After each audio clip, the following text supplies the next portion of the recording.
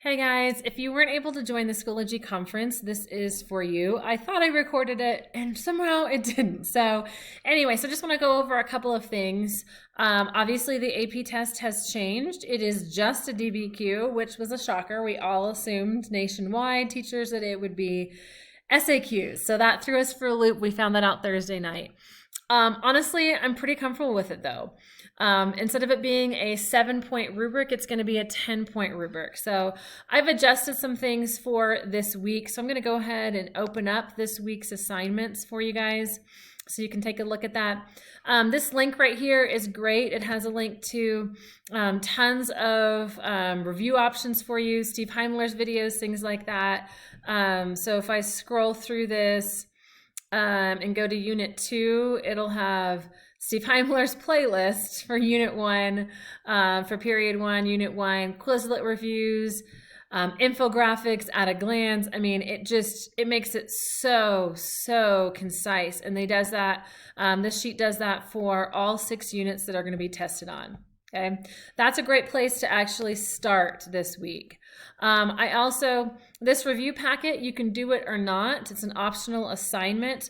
I think it's smart to do that.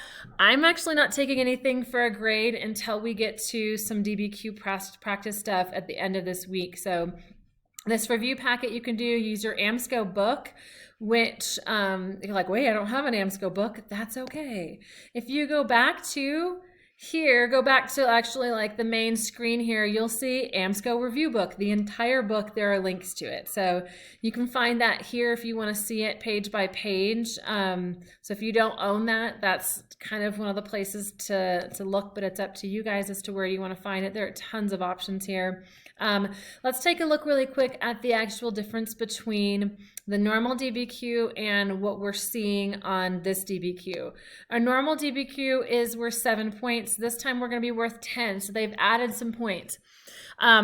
It's 5 documents instead of 7, since you normally have about an hour to write. Now we only have 45 minutes. They have changed it, so it's only 5 documents, which is great. It's awesome. I love it. I love it. I love it. Okay, so that's actually, I think, pretty fair. One of those documents, as always, will be a visual, a graph, a picture, something like that. At least one of them will be, and they're guaranteeing that. Nothing is shocking about these first 2 points. This is your intro paragraph here. Contextualization, we're going to practice that this week. I highly suggest you use the internet. Now make sure they're your own words. Don't just copy and paste. It will show up as plagiarism and your entire score will be voided and you will get a 0.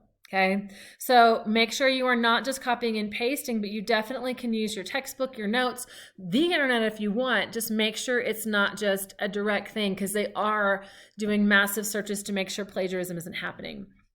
Your thesis. I like contextualization first, thesis next.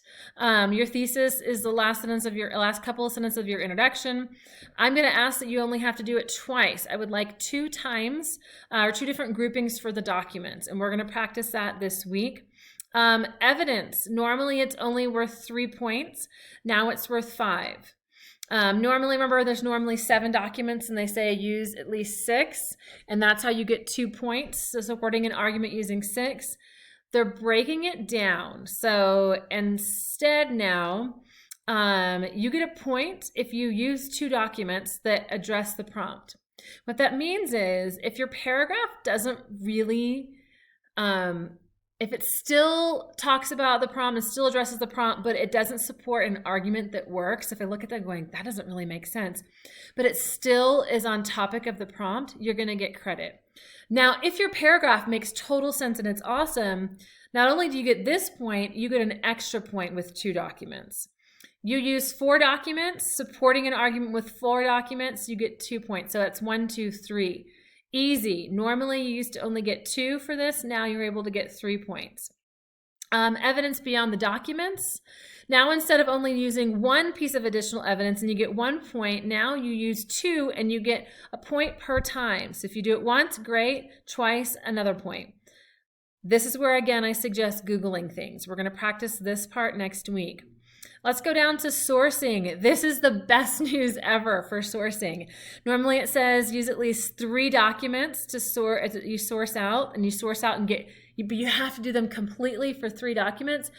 Here, to get 1 point, now you do it 1 document well, you get a point. You do a second document well, you get a point. It's beautiful. It's a way better use of points for you guys. I think you guys should be nailing it this year, because I'm going to encourage, next week we're going to practice this analysis and sourcing, and then I'm going to say, I want to see you, when you're doing this, I want my cheat sheet beside you. Now put it in your own words, but I want to see that cheat sheet beside you. You guys nail it when you use that cheat sheet. So you easily should get 2 points here, 2 points here. That's a 4 right there. Did you get, and normally and I'd say about 80 to 90% of my kids got thesis and contextualization.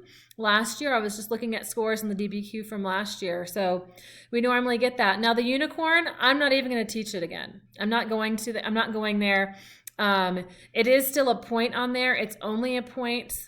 And I think it's so hard to get, and you're doing so many things in an even shorter period of time, and you might be scrambling looking for things, that I'm going to say I'm not going to worry about it. If you do it, that's amazing. I'm not going back there though. And I don't know of any teachers that really are going to go back to that point. This is my updated rubric here. So I want to click on this. This is the format you've been seeing from me the whole year long. So this is the new rubric, again, 10 points now. You'll see an intro paragraph, contextualization. Again, I'd like 3 sentences here. 3 specific details. We're going to do this paragraph this week. That's your assignment by the end of the week. I'll give you a DBQ this week, and this is the only thing I'm requiring, is that and a thesis. Again, notice it's now 2 argumentative points, not 3. So it's 2, not 3. Evidence, as I said, the first way of doing evidence is using at least 4 documents. If you support it, support the argument if your paragraph actually makes sense, you just got 1, 2, 3 points right there. Easy cheesy. Additional pieces of historical evidence. If you do it once, you get a point. You do it a second time, and this is brand new here, you get another point. It's beautiful. This is where I suggest you use the internet. Please, please, please.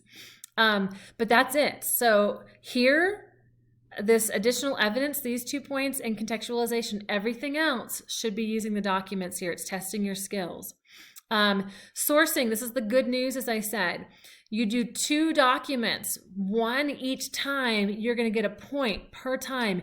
Use my cheat sheet. It's beautiful. When you guys use it, you nail it every time. If you're using that and using it well. Should be developed in about, I would say, 2 sentences is pretty weak and hard to get credit. 3, maybe 4 to get complete credit. And then, of course, complexity is still there. Again, I'm not going to teach it. It's such a rare point. A teacher created this infographic, and I thought it might be helpful to have beside you if you just kind of wanted to take a look, like, oh, what time period are we talking about? Some teachers, a lot of us kind of believe that the topic might actually span wider periods than just, revolution 1750 to 1900, that it might be something like trade, the DBQ might be dealing with, 1450 to 1900. So spanning multiple time periods. I don't know though. We're not sure what it's going to look like. Those sometimes get a little messy, so I'm not convinced they're going to do that. Right now, I have a practice DBQ on the Mongols. I'm not going to make it live until, I might do it like Tuesday afternoon. I haven't decided if I'm going to use the Mongol one. I have another one on trade. I have like 3 or 4 I'm looking at to adapt. There'll only be 5 documents. I'm going to try to limit that as best I can. Use it, work with a friend, work with a neighbor on this one. And then this was just like a normal quiz here, contextualization and thesis practice. Again, contextualization, when you actually go to this, you'll actually see me actually telling you that you can please use the internet and your textbook to help you with this. But make sure you don't copy it, I should say paste. College Board, good Lord, I have typos, is actually going to use software to check for plagiarism and cheating like that. So thesis, again, at least 2 groupings on that, so you can see the directions there. I have opened it up so that you'll have a couple of chances. So if it locks you out or something like that, you should be allowed to go in again and resume it. You can try another attempt at it. I want to see where you are. Next week we'll regroup with that. I have it due Saturday night to give you guys an extra day on that. If you are so bored you're using the weekend for school, that's great. So I'm going to give it to you on that. But anyway, that is all I have for you guys for the week. I hope that answers any questions that you have. And